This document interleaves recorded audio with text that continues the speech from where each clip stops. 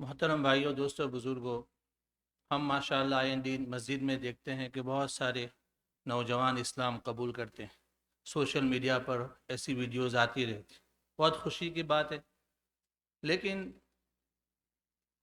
اسی کے ساتھ ساتھ ہم دیکھتے ہیں کہ ہمارے نوجوان اسلام سے دور ہو رہے ہیں۔ کئی لوگ اپنی زبان سے کہتے ہیں کہ ہم اسلام میں کوئی انٹرسٹ نہیں رکھتے، ہم مسلمان نہیں ہیں، ہمارے باپ باپ مسلمان تھے۔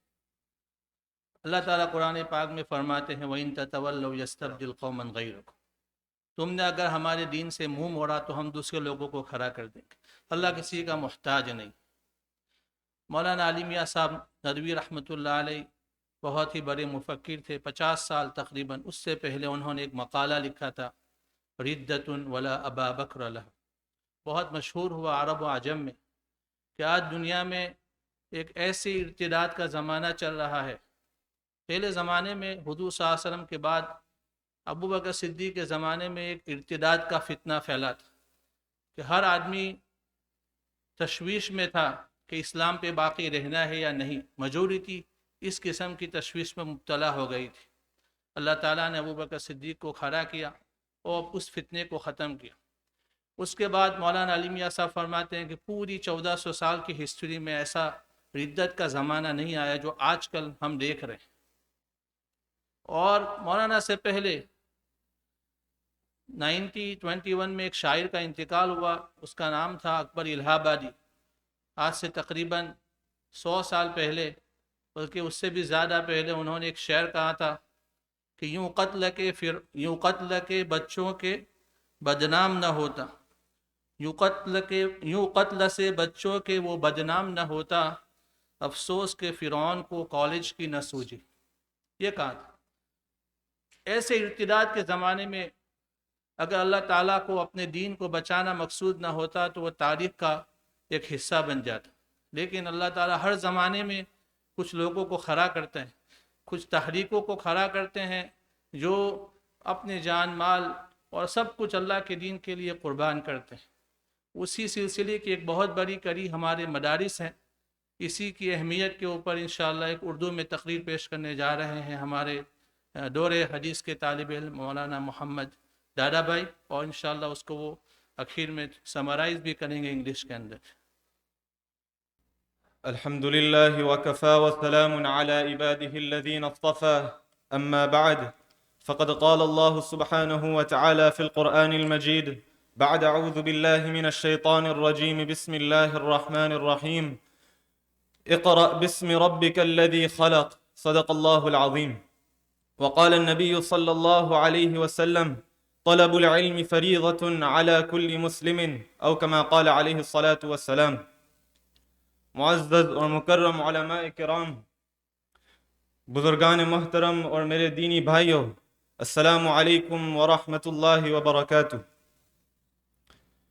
آخری نبی صلی اللہ علیہ وسلم کی آمد سے پہلے دنیا میں لٹریچر تھا، تقریریں تھیں، شعر و شاعری تھی، فلسفی تھا، قانون موجود تھا، اور دنیا کے مختلف زبانوں میں انسانوں کی کد و کاوش کے نمونے موجود تھے۔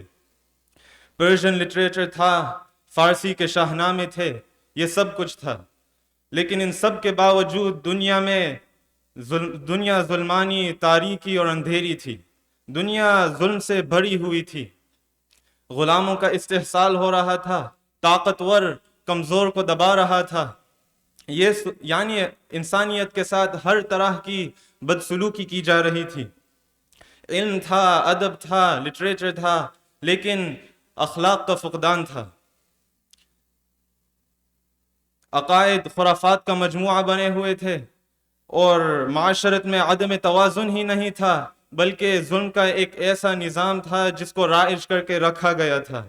یہ صورتحال تھی 6 صدی عیسوی میں، اور یہ وہ صورتحال ہے جس کا تذکرہ اللہ رب العالمین قرآن میں فرماتے ہیں کہ ظہر الفساد فی البر والبحر بما کسبت ایدی الناس لیذیقہم بعض الذی عملوا لعلہم یرجعون، کہ خشکی میں اور تری میں کرپشن غالب آ چکا ہے انسانوں کے کرتوتوں کے نتیجے میں۔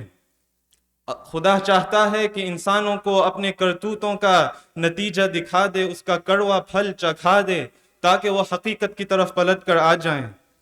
یہ بات کہی جا رہی تھی اس زمانے میں جب آخری نبی محمد مصطفیٰ صلی اللہ علیہ وسلم کی تشریف آوری کا فیصلہ ہو چکا تھا، جب وہ توحید کے علم کو بلند فرما رہے تھے، اس کی صدا لگا رہے تھے، اور اس وقت قرآن نے جو یہ تصویر کشی کی اس پر کوئی اعتراض نہیں کیا جا سکا۔ پوری دنیا نے تسلیم کر لیا کہ آج صورتحال اسی طرح ہے۔ جب ایسی صورتحال بن جائے تو پھر اس کا علاج کیا ہے؟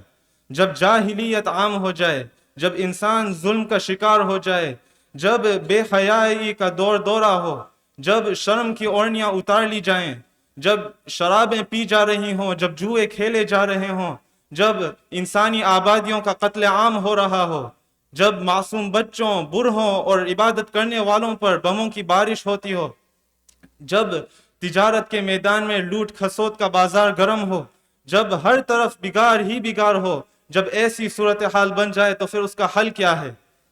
آج فلاسفرز اور پروفیسرز کا ازدحام ہے، وہ اتنے بھر گئے ہیں کہ وہ گنے نہیں جاتے، لیکن کیا آج وہ واقعہ نہیں ہے کہ پوری دنیا پھسل رہی ہے؟ یہ سوال پیدا ہوتا ہے کہ ہماری نوجوان نسلیں آوارہ ہوتی جا رہی ہیں، ہمارے ماں باپ پریشان ہیں کہ ان کا کوئی پوچھنے والا نہیں، ان کا کوئی مددگار نہیں، ان کے ساتھ بدسلوکی آج ایک فیشن بن گئی ہے۔ یہ سوال پیدا ہوتا ہے کہ آج دنیاوی ترقی کے باوجود وہ کیا چیز ہے جس پر قابو نہیں پا سکتے؟ بات وہی تھی کہ آخری نبی حضرت محمد مصطفیٰ صلی اللہ علیہ وسلم جس چھٹی صدی میں جس اعلان کو لے کر کھڑے ہوئے تھے، اور جس کا یوں اعلان ہوا تھا قرآن میں کہ بسم اللہ الرحمن الرحیم، اقرأ بسم ربک الذی خلق، کہ پڑھو اپنے پروردگار کا نام لے کر جس نے پیدا کیا، خلق الانسان من علق، جس نے انسان کو ایک خون کے ایک لوتھڑے سے پیدا کیا۔ اقرأ وربک الاکرم، پڑھو تمہارا پروردگار بہت کرم فرمانے والا ہے۔ الذی علم بالقلم، جس نے انسان کو قلم کے ذریعے سکھایا، علم الانسان ما لم یعلم، جس نے انسان کو سب کچھ سکھا دیا جس سے اس کو واقفیت نہیں تھی۔ یہ ہے خداوند قدوس کا آخری نبی، آخری امت، آخری کتاب اور آخری قانون کے لیے وہ پہلا پیغام جو آسمان سے زمین پر اتارا گیا، اور جبریل امین جس کو لے کر محمد عربی صلی اللہ علیہ وسلم کے پاس جبل نور کے اس غار میں، جس کو غار ہرا کے نام سے یاد کیا جاتا ہے، تشریف لائے تھے اور ان آیات کریمہ کو ان کے سامنے پیش کی تھیں۔ یعنی پہلے دن سے یہ طے کیا گیا تھا کہ ایک ایسا تعلیمی انقلاب لایا جائے گا، پڑھنے پڑھانے کا ایک ایسا سلسلہ شروع کیا جائے گا جس کے ذریعے زمین پر بسنے والے انسان کو آسمان پر رہنے والے فرشتوں سے تعلق اور دوستی کا وہ سلیقہ سکھا دیا جائے گا، اور ربانی نظام اس زمین پر عطا کیا جائے گا۔ اسی تعلیمی سلسلے کو، اسی نظام کو آج تک الحمدللہ ثم الحمدللہ ہم نے باقی رکھا ہے۔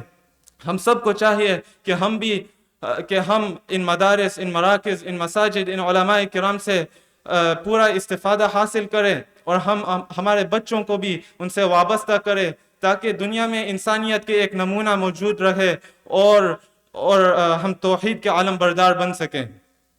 Just to quickly summarize what has been said in the Urdu language, before our final Prophet sallallahu alaihi wasallam was sent to the world, there were many intellectual individuals and they had excelled in all sorts of matters. However, the dunya was still under a lot of oppression and corruption. And this corruption was actually a system which was established and lived by. The Quran makes mention of this. ظهر الفساد في البر والبحر بما كسبت أيدي الناس ليذيقهم بعض الذي عملوا لعلهم يرجعون. It can be deduced from this verse that the cause of falling of calamities in the world is commission of sins and other evil acts by the people.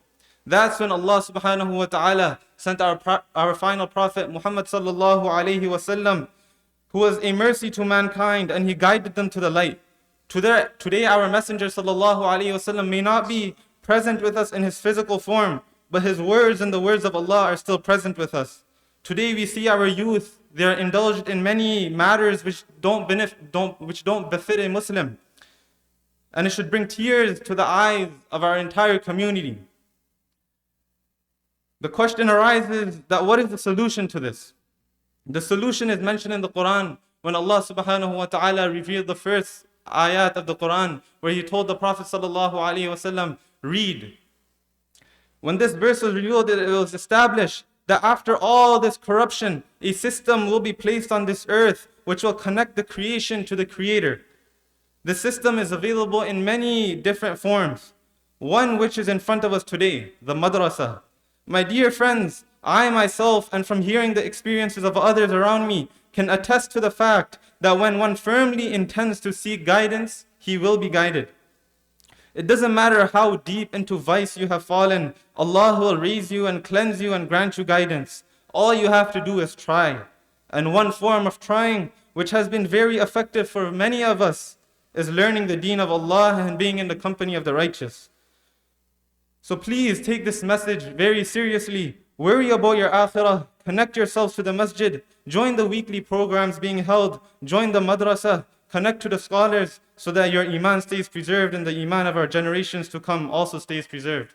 And lastly, before leaving this podium, I would like to thank all of my teachers who have taught us from the very beginning of Alif Bata until today, who taught us what Qala Allah and Qala Rasul really means.